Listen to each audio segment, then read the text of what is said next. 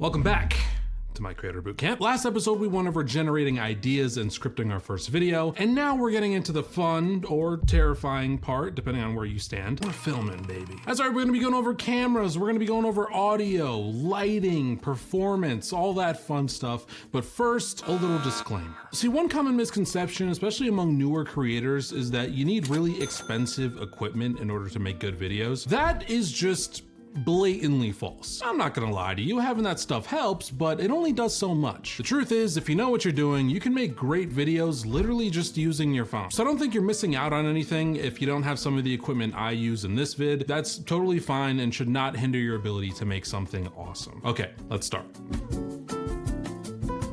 First up, cameras, the thing that films you. You already knew what cameras are. And let's start first with the phone, because in today's day and age, this really is a totally acceptable camera that can get you a really good image. Which is great for us because one, you already have one, but two, it's also super versatile. You can use it for more studio settings like this, but also for vlogging and tons of other situations with little to no setup. Just unlock your phone and record. And with Descript, you can instantly upload all those video files from your phone directly into your project. Then you have your mirrorless cameras, like this guy, the Sony a7 IV. If you already have a camera or are looking to buy one, chances are it's a mirrorless camera. And with these cameras, there are two different parts to them. One is the camera body and the other is the camera lens. Now, some cameras come with lenses fixed onto them. Typically point and shoot cameras have that, but for the ones that don't, the lens you want to buy for it depends on the type of content you want to make. Now, there are two different types of lenses, prime lenses and zoom lenses. Now, prime lenses have a fixed focal length, for example, a 35mm prime lens, while zoom lenses have a range of focal lengths. For example, a 24 to 70mm zoom lens. Now, we can dive infinitely deep into what focal lengths are and what they determine, but the main two things they influence are how wide or narrow your shot is and your lens compression. The lower the focal length of your lens, the wider the shot, and vice versa. And as you can tell by this comparison, the higher the focal length, the more compressed your shot looks. So depending on what kind of content you want to make, some lenses work better than others. For example, if I wanted to do run and gun style vlogs, I'd stick to a wider lens like a 16mm, which allows you to fit a lot more in your frame at closer distances. But if I wanted to do something like sports videography, I'd stick to something closer to a 200mm lens, which allows me to get nice tight shots even from farther distances. And if you want a perfect middle ground, a 24 to 70mm zoom lens is gonna be your best friend. Because it'll cover almost every use case you would need, you're barely gonna have to take that lens off. I personally use the Sony ecosystem of cameras. I have the Sony a7 IV and the Sony FX3 because I really like their autofocus, their image quality, their third-party lenses, but there are a ton of great cameras and camera brands out there for any kind of budget or use case you may have. So do some research on your own to see which camera fits best for what you need. Now, let's get into camera settings. Now, if you have a camera and don't really know what you're doing, so you just put it on auto and call it a day, that's honestly fine, but the more you know how to manually control your camera, the better image you can get out of it. And when it comes to your camera and exposure, there are three main settings that you need to know about: your aperture, your shutter speed, and your ISO. This is called the exposure triangle, and it influences how bright or dark your image looks, but it also influences other things. So it's important that you know how changing these settings affects your shot. The first setting you want to set is your shutter speed, which is essentially the amount of time your camera sensor is exposed to light when filming. But it also controls the amount of motion blur you have in your shot. Faster shutter speeds, like 1/5000, allow for less light, but they're also a lot choppier, like you see here. While slower shutter speeds, like 1/10, allow for a lot more light, but also have significantly more motion blur, like you see here. Now, based on the style or look you're going for, you might actually want to be in these extremes, but the golden rule for normal, natural motion blur is to double the frame rate that you're recording in. So for example, if I'm recording at 24 frames a second, my shutter speed should be about 1/50. Or if I'm recording at 60 frames a second, 1/120. You want to set your shutter speed first because, again, unless you are going for a super stylized look, you're not really going to be changing it much. You're just going to kind of set it once and forget about it. Next, we want to set our aperture or f-stop. The aperture is the opening in the camera lens, and it controls shows how much light hits the sensor, but it also determines your depth of field. You know, that nice blurry background everyone goes crazy for some reason, that's your depth of field. Having a higher aperture lets less light in, but it also gives you a deeper depth of field, so more of your background is in focus. While having a lower aperture lets more light in, but it also gives you a shallower depth of field, so more of your background is out of focus and it gives you that nice bokeh effect. So set your aperture based on the depth of field that you want in your shot. And if you want that shallow depth of field, but your environment's too bright so it gets overexposed, you can use an ND filter, which is basically just like sunglasses for your lens, to compensate. Finally, we want to set our ISO. Now, the ISO is usually the last thing we want to touch because it can be the most damaging to your image. Because ISO on digital cameras is essentially artificially brightening your image, so it can introduce a ton of nasty noise and grain into your shot. A lot of newer creators might overly rely on their ISO because it's the easiest setting to make things brighter, but that's almost like overly relying on salt to fix a bad recipe. You know, more doesn't necessarily equal better, and if you use too much, it'll just make things worse. Each camera has their own native or base ISO that gives you the best image quality with the lowest amount of grain. For example, the Sony a7 IV has two base ISOs of 800 and 3200. Now, you want to stay at your camera's base ISO as much as you can, and you really should only change it as a last resort. If you can change the aperture or the lighting around you to get the shot you want, that's almost always the better option. And if everything I just talked about sounds like a foreign language to you, that's totally fine. Don't worry. Learning how to master your exposure settings is something that just comes with time and practice. The most important thing is having a basic understanding of what they do so that you can better determine what settings to change when you're setting up your shot. I'm saying setting a lot. Let's move on. I don't have much to say about tripods here. Most tripods will work fine as long as you have a compatible camera mount, but I will say one thing. For some reason, a lot of people tend to skimp on their tripods, and I don't know why that is. Maybe it's because it's not as sexy a purchase as a camera, so they don't want to spend as much money on it, but just remember that your tripod is gonna be holding your very precious, expensive camera. So yes, you don't want to blow a big chunk of your budget on your tripod. That's not necessary. Just make sure that whichever one you do buy is reputable and trustworthy and can hold the weight of your camera. Audio is a heavily underrated aspect of creating videos. It's really easy to make the mistake of over-focusing on the visuals of a video and how cinematic it looks while leaving audio as an afterthought. But any creator or even filmmaker worth their salt will tell you good audio does like 90% of the work. So we want to make sure we're giving it the attention it deserves. And there's a couple different ways you can capture audio depending on what you're making. The first and usually cheapest option is this guy.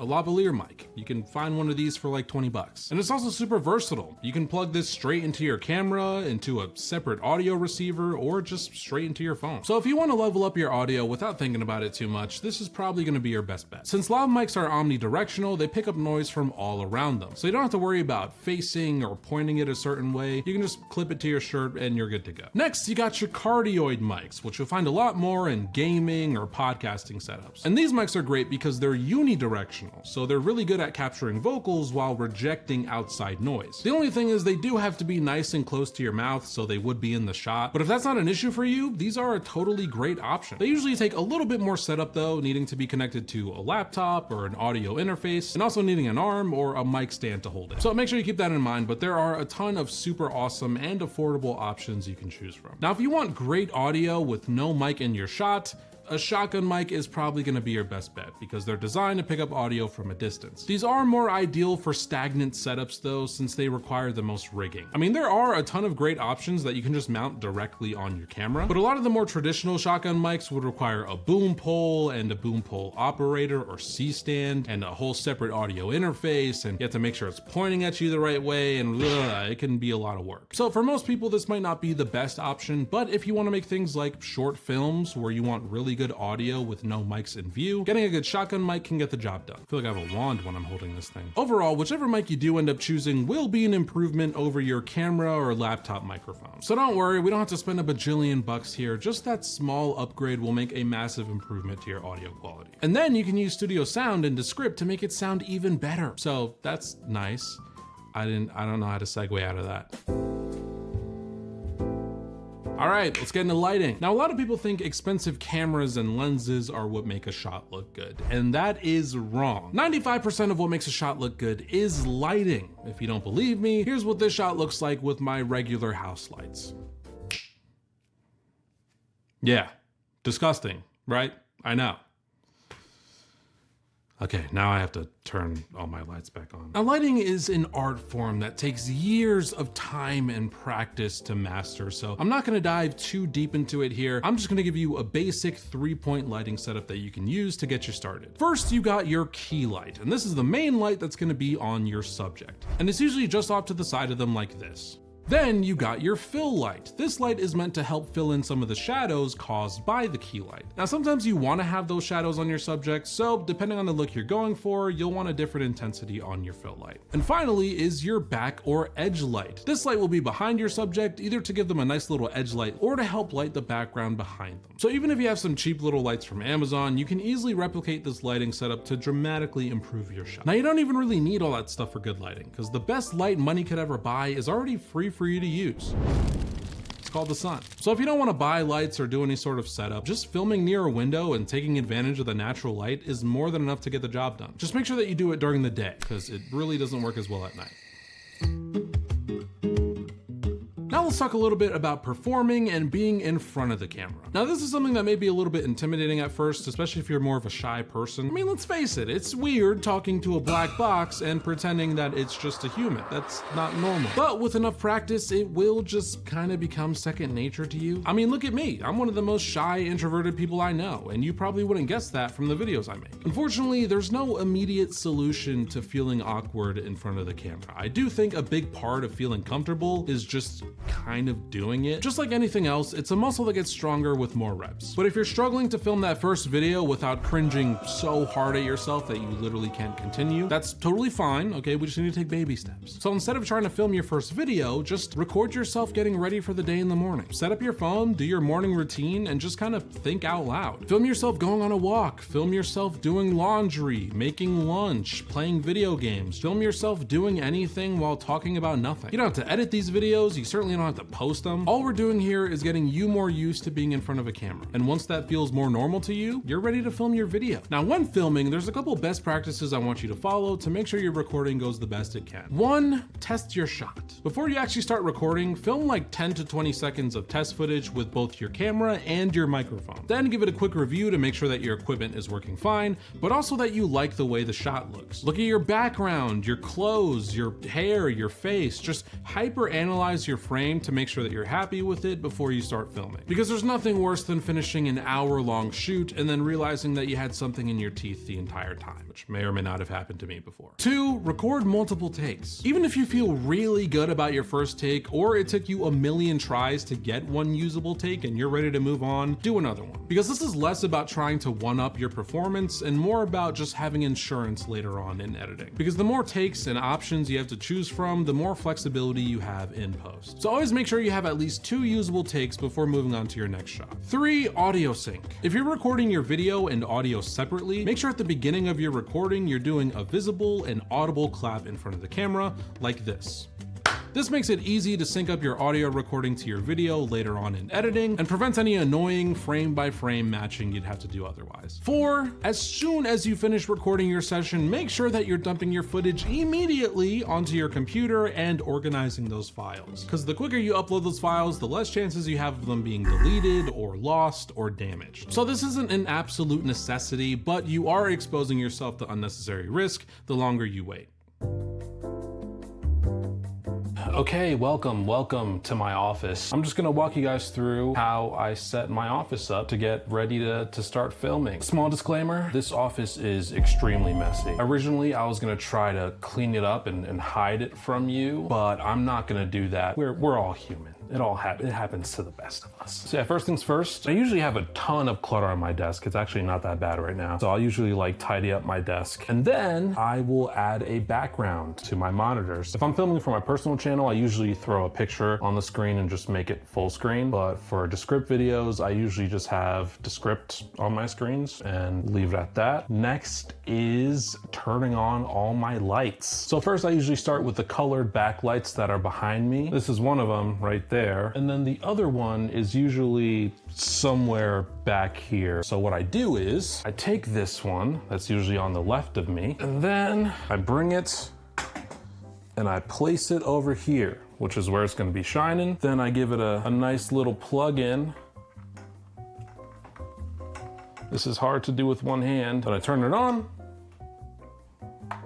and I put a color on it, and depending on what color I'm feeling, I just set it as that color. So that's one light done. Then we have our other light, so I'll turn that one on, and then boom, backlights are on and engaged. Next, we have my fill light over here. This one's kind of like a half fill light. It's not really a fill light because it's not really like pointed at me at all. It's kind of just like pointed off to the side, and then that light kind of like bounces off to me just a little bit. It makes a very minor difference when it's on and off, but I like the way it looks better on. I still like having some shadow to my face, so I don't want it to be too powerful. So I usually have it pretty weak. But yeah, I turn this one on next, like so.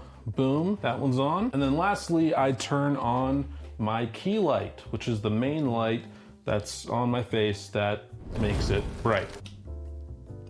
Boom, light on. Then the final step, most important step, we turn off my house lights. Let's dim those bad boys down.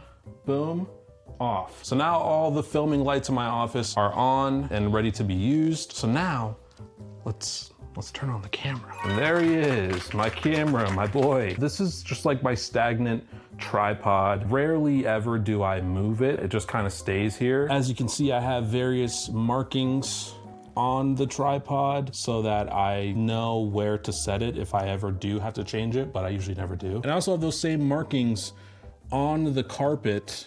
I literally just circled it around the tripod legs. So yeah, if I ever do have to move this tripod, I can easily put it back and the framing will be somewhat consistent. So yeah, let's turn on our camera now. Ready? 3, 2, 1.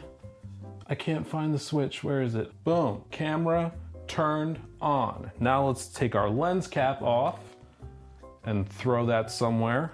And then this is my 24-70 lens, but I shoot my videos at 70 mil. So let's just bring it all the way to 70 mil. And then let's turn on our monitor. Oh, wow, you can see me. Hey, hello. This is the monitor I use to like check my framing and all that stuff and just like see my shots when I'm sitting down. So I have it connected via HDMI to my camera. So if we turn it on, now we're seeing what my camera sees. Isn't that cool?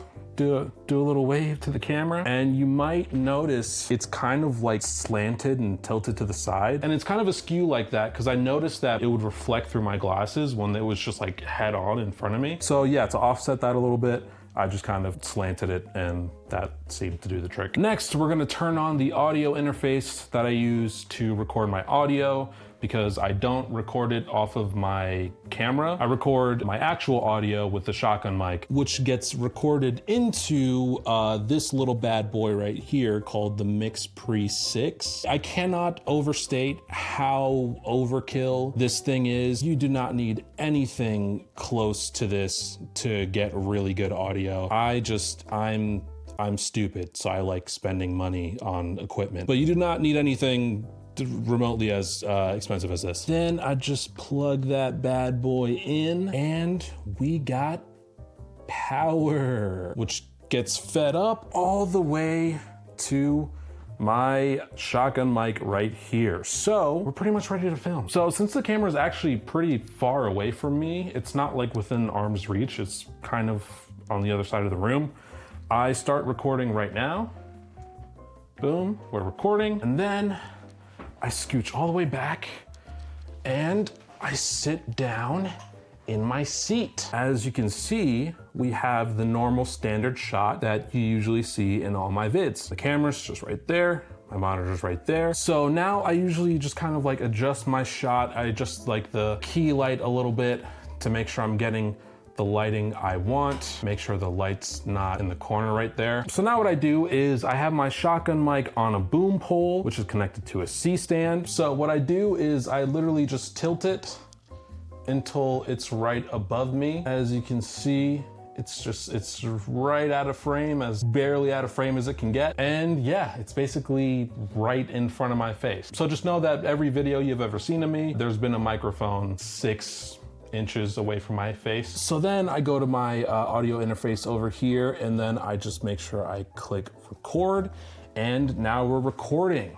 Perfect. So then I just do a little mic check, 1, 2, 3, 1, 2, 3, make sure that the audio levels are where I want them to be. As you can see on the little tiny screen right there, they look good. I have my camera filming, I have my audio recording, my lights, they look good. So I'm ready to start filming. So basically I take my laptop right here, and then I have my script pulled up, and I like to go line by line and just kind of go that way. I've tried using teleprompters before and they worked fine, but I don't know. I like my performance better when I'm just kind of memorizing the line and then just saying it to the camera. So that's what I prefer. That's my preference. It leads to significantly longer recordings, but I like the way it looks better. And then yeah, I basically film my video. And then when I'm done, I cut my recording and I upload it all into that computer back there. And okay, now I have my video all nice and filmed up and I can finally just go take a nap. Talking is so tiring. So your homework for the week is to get your camera out, find the best setup you can, and film your video. And next episode, we're gonna be opening up Descript and I'm gonna be showing you my personal editing process